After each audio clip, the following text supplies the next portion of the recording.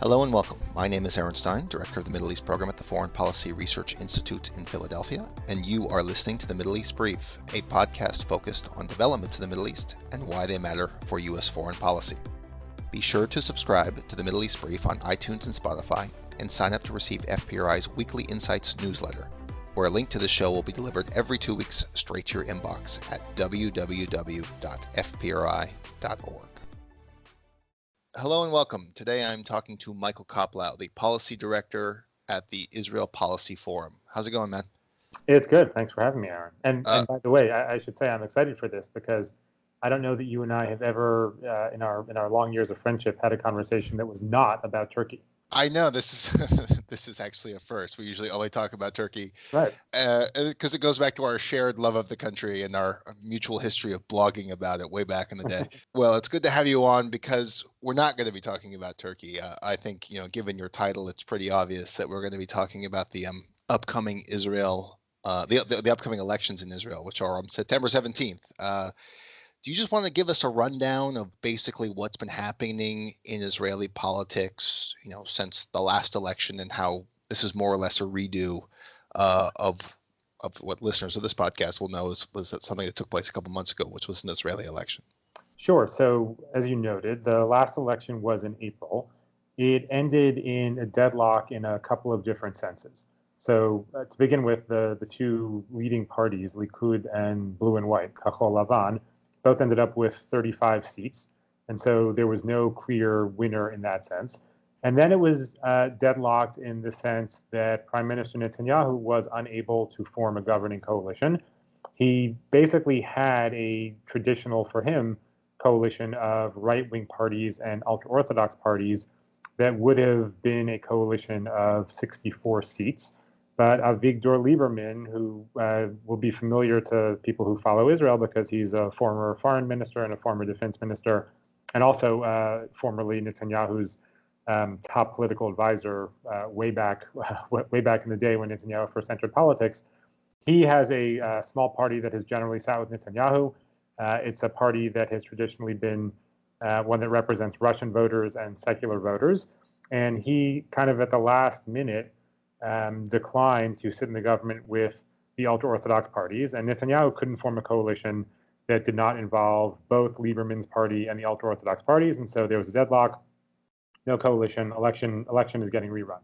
Since then, what has happened is the polls bear out that Likud and Kachol Lavan are still the two leading parties. They are still likely, absent some big surprise, likely to finish pretty much equal again. One may pull ahead of the other, but I don't think there's going to be a huge gap between the two. What has changed is that Lieberman has gone from the 4 seats that he won last time to polling anywhere from 8 to 12 seats in the polls. My guess is he's going to end up with somewhere between 8 and 10 seats. And he's really captured people's imagination with what is essentially a secular agenda. And what that means is that if the polls are correct, and I should stop and say that Israeli polls are notorious for not being correct, but they do tend to give a general sense of where the electorate is at. It looks likely that there will once again be a deadlock where Lieberman, even more so than last time, given that he'll have more seats, is going to be the linchpin. And it's unclear at the moment whether a coalition can be formed that either of the two leading parties is comfortable in forming. And so, I certainly have some thoughts about what may happen when we get to the coalition phase.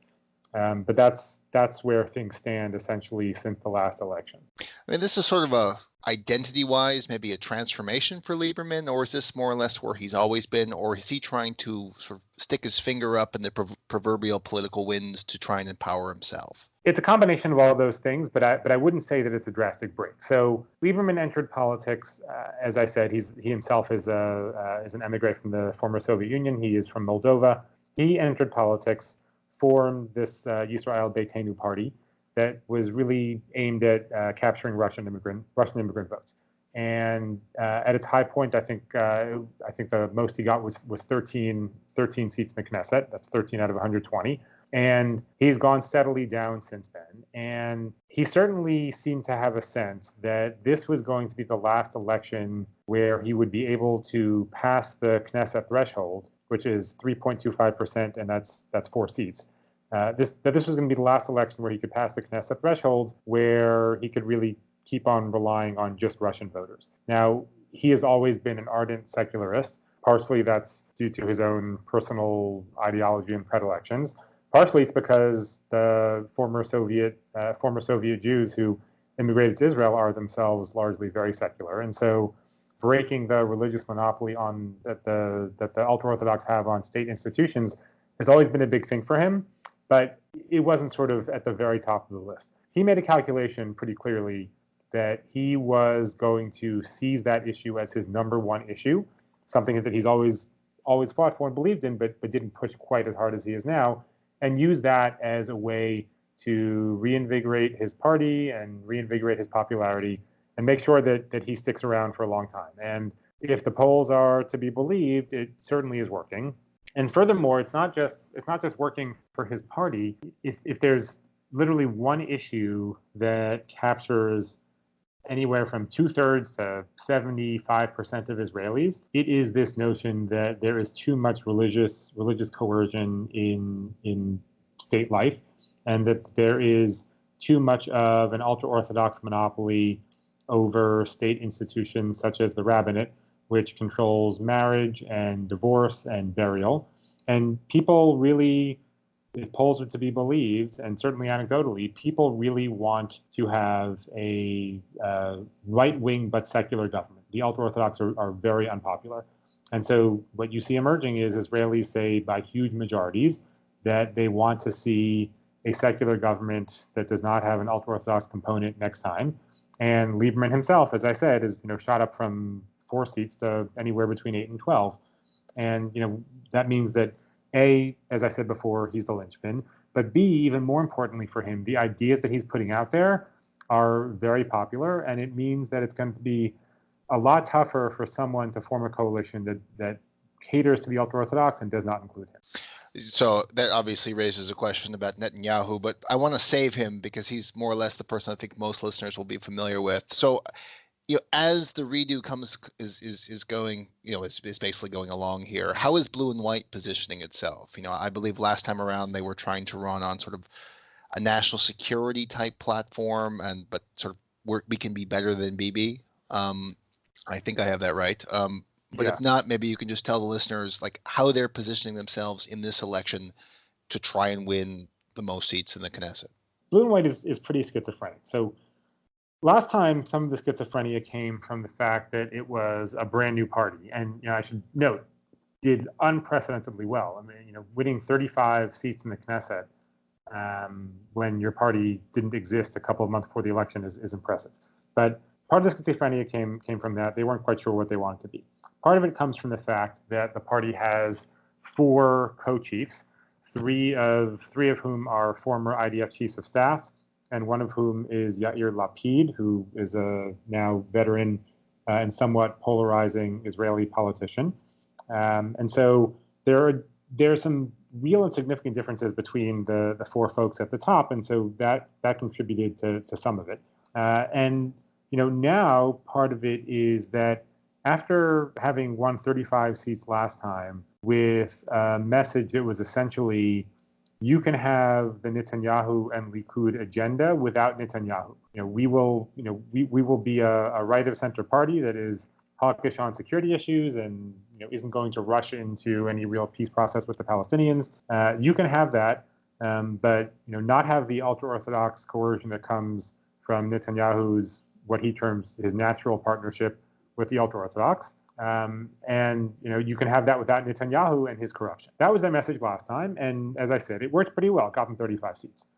This time around, because of the deadlock last time, so they first seemed to come out of the gate with the assumption that they would not be able to form a coalition themselves without the ultra-Orthodox, and so they made a pretty heavy push in the first few months of this campaign to say to ultra-Orthodox voters, we are not your enemy.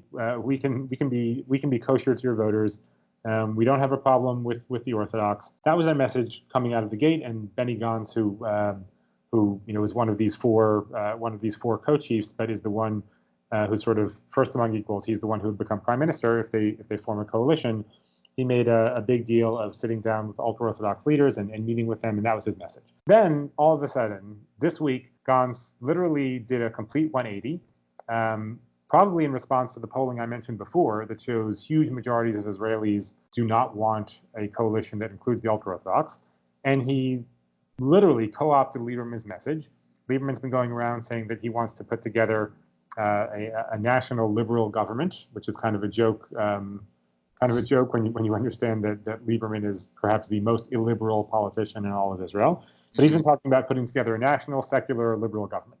Gantz this week adopted that exact same terminology and now says that he wants a unity government that includes Kachol Lavan, his party, Likud, Netanyahu's party, Yisrael Beitenu, Lieberman's party. And then after that, they can figure out who else will join the coalition, but that it has to be a coalition that is national, secular, and liberal. So by any measure, that will not include the ultra-Orthodox. And so, we have this real schizophrenia where the campaign has literally done a 180 about whether they want to sit with the ultra-Orthodox, whether they don't want to sit with the ultra-Orthodox. And all of it raises the question of why somebody at this point would vote really for blue and white if they don't have a message that's unique. And before, where at least they were saying, we have one principle, it's that we won't sit with Netanyahu. Now they're coming out of the gate and saying we want a national government, a national unity government with Likud. And unlike last time, Gantz did not rule out this week sitting with Netanyahu himself. So blue and white just doesn't seem to know where it wants to be and who it is and who it should be appealing to. I still think it's going to do pretty well because, again, there's a big constituency out there of people who want the Netanyahu policies but can't bring themselves to vote for Netanyahu himself. But it's a funny strategy if you're trying to distinguish yourself. Which brings us, to sort of Netanyahu's strategy himself. He's an interesting character, to say the least. And he's clearly the dominant politician in Israel. How has he been handling the redo? Sort of the dance with the ultra-Orthodox parties, I would say, on the far right, and what besides just winning, what is his plan moving forward? Because it sort of seems like, the last time we were doing this, he was in legal trouble, and I still believe he's in legal trouble, but he still manages to retain power in the country. So where is he going? And what's the future of a Netanyahu in Israeli politics? So he is still very much in legal trouble, no question about that. He has these hearings, these pre-indictment hearings that are set to take place the first week of October. So this will be in the middle of the coalition negotiation process. And he is not by any means out of the woods. It's difficult to see a scenario in which he is not indicted, and that may actually come during coalition formation. So his priority is still absolutely to remain prime minister and do what he can to get rid of these indictments. And his plan before, and I don't think that he's dropped this because it really is the only political/legal way for him to get out of this. His plan before was to have the Knesset pass an immunity law. Right now, the default is that Knesset members do not have immunity, but the Knesset can vote to give someone immunity. So his plan before seemed to be to pass a law that would flip that on its head, that Knesset members would by default have immunity and the Knesset would have to vote to lift somebody's immunity.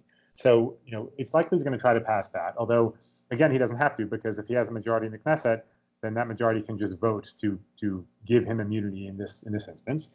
But more importantly for his purposes, because whatever he tries to do, it's going to be challenged at the High Court, and the High Court is likely not going to let him get away with this. More importantly for his purposes, he wants to pass a High Court override law that will allow a simple majority of the Knesset to override any High Court decision. So, that's what he needs. That's what he needs to do. Now, would you call that fundamentally illiberal? I would call that absolutely illiberal. Okay. I think that listen, we as you and I are Americans. We live in the United States. There is there is a mechanism to override something the Supreme Court does. Right? It's a constitutional amendment. Now, Israel doesn't have a constitution, and so that option is not open. I don't think it's fundamentally incompatible with democracy to have some mechanism for popular will, whether that be, a referendum, whether it be a legislature, what have you, to override something that a Supreme Court says. But to pass a law that allows the Knesset to override the Supreme Court with a simple majority effectively means there's no Supreme Court. There's no oversight. Right. So that's the problem. It's not the principle itself. It's the manner and threshold that he wants to do it. But he's done a couple of things since the last election to try to make sure that he has a clear majority and there's no deadlock. So one is that in the last election there were over 200,000 right-wing votes wasted by parties that did not make the threshold. The most prominent party that did not make the threshold was the New Right Party, Hayamina Chadash, headed by Ayelet Shaked and Naftali Bennett. They missed the threshold last time by about 3,000 votes, and wasted 3,000 extra votes to them. That's 4 Knesset seats to the right wing that didn't get last time. And if that had happened, then we're sitting here today talking about Prime Minister Netanyahu, and there is no election in September. So one of the things that he did was push to have the Union of Right-Wing Parties, which was another group of right-wing parties, merge with Hayamina Chadash, the New Right. That happened, and so there aren't going to be wasted votes on the right this time because of that. The other big party that did not make the threshold last time is Zehut. It's a party run by a guy named Moshe Feiglin. He's an odd guy. He's running on a whole bunch of weird things. Full West Bank annexation plus legalization of marijuana. Just last week, Netanyahu convinced him to, yeah. I would, those two things don't generally go together. I would say that seems politically incompatible, but nevertheless intellectually stimulating. Right. And to my mind, one of those is far crazier than the other. But in any event, he did not make the threshold last time either.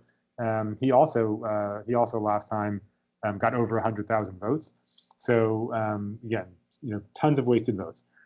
Last week he met with Netanyahu, and Netanyahu convinced him to drop out and to no longer run for Knesset. It's unclear exactly what he promised him. It's probably a mix of some stuff that's legal and some stuff that may not be. Feiglin racked up a lot of campaign debt last time on ultimately a complete waste of a campaign because he didn't make the threshold. So there are rumors, since this would be illegal, that Zehut's campaign debt will magically be paid for by someone else, and that was the price.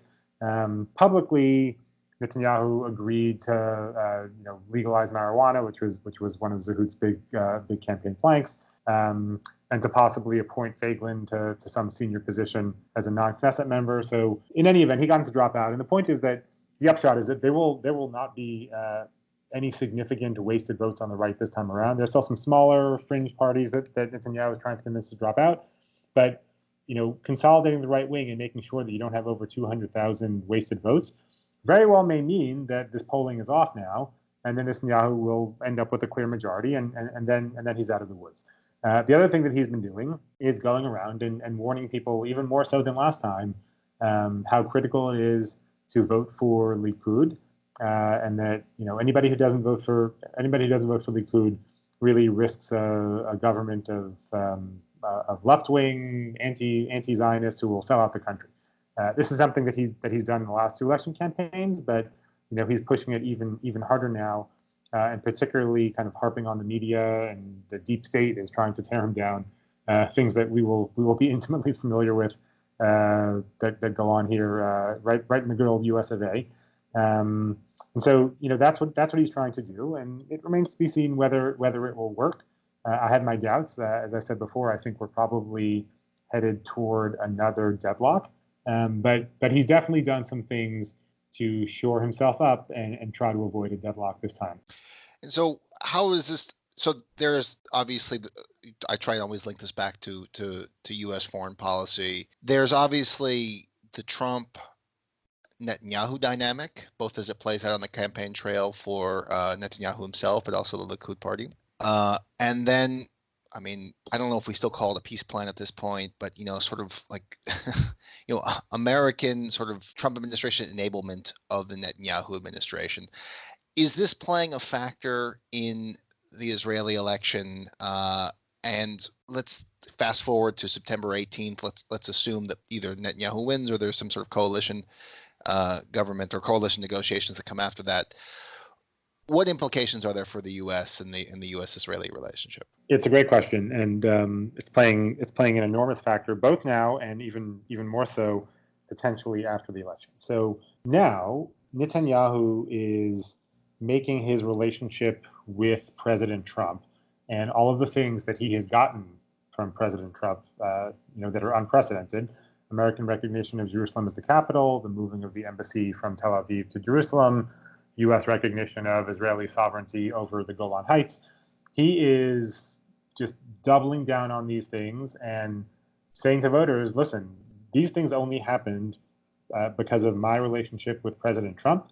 And we see all the ways in which the U.S.-Israel relationship is stronger than ever and more beneficial to Israel than ever.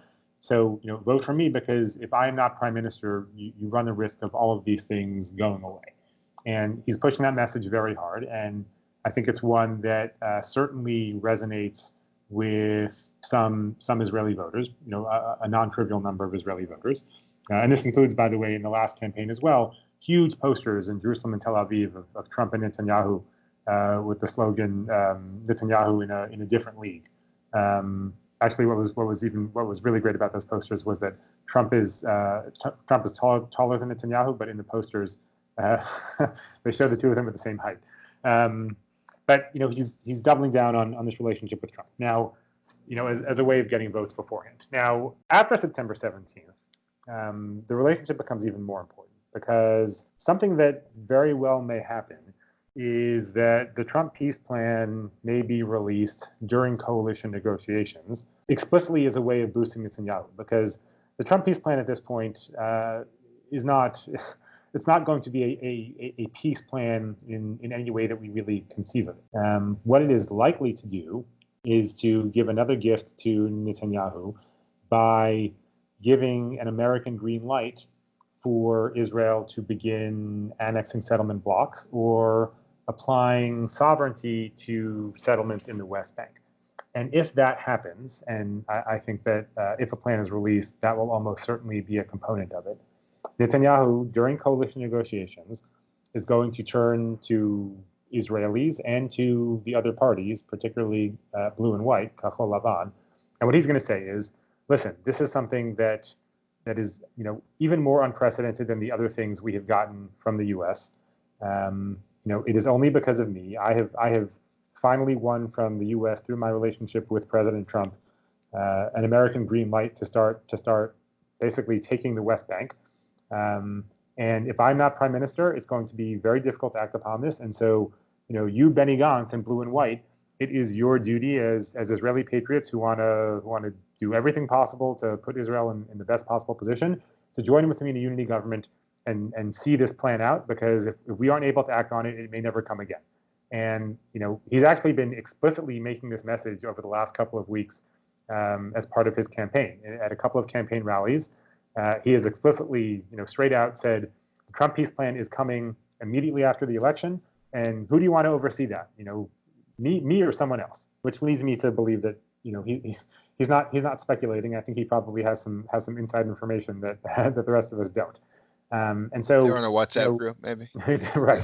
And so, the reality is that the White House actually, in some ways, may have in its hands the ability to ensure that he remains prime minister, because absent something like that, if there's another deadlock, the only person in the country who is going to be ready and willing to go to a third election is going to be Netanyahu. Nobody else in Likud is willing to do this again. And if there's a deadlock, I think the likeliest scenario, absent some outside intervention, is the other senior folks in Likud band together with Kachol Lavan. They form a unity government where Likud sidelines Netanyahu. And if it means that if Kachol Lavan wins more votes, then it's a unity government under Prime Minister Gantz. If Likud wins more votes, and Kachol Lavan stands firm as it did last time in its conviction that it will sit in a unity government with Likud, but only one that doesn't include Netanyahu, then you'll have a different Likud Prime Minister, possibly a caretaker one, someone like Yuli Edelstein, who wants to become the next Israeli president. So possibly a caretaker government under him for a year and a half, and then there's another election. Or possibly Likud will just elect the next permanent leader who isn't Netanyahu. But I think that's the likeliest scenario, a unity government between those two parties that does not include Netanyahu if there's a deadlock. The only way in which that shifts, as I said, is if the White House releases a plan that is so favorable to Israel that Netanyahu sort of is armed with the machinery to say to blue and white, you need to come and sit with me because we have a duty to see this through. And if the White House does that, then I think we're looking at another whatever it is 2-3 years of Prime Minister Netanyahu. Last question before we wrap up here. We often hear that the way Netanyahu has handled the U.S.-Israel relationship is that he's made it more partisan, or he's partisanized it, to make up a word. And it's particularly American Democrats are less favorable to his version of Israeli interests than American Republicans.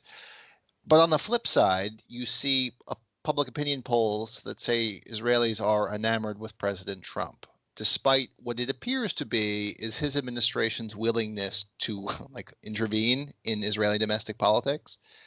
Is there a risk if the scenario you just sketched out comes to fruition and the peace plan, or at least segments of it that could be favorable to Netanyahu during potential coalition talks, is released at the right moment to enable him, that basically the mirror image of what is happening here happens over there, and that sort of non-Netanyahu Israelis dislike what Trump is doing, therefore politicizes and partisanizes the relationship with the United States amongst the Israeli population?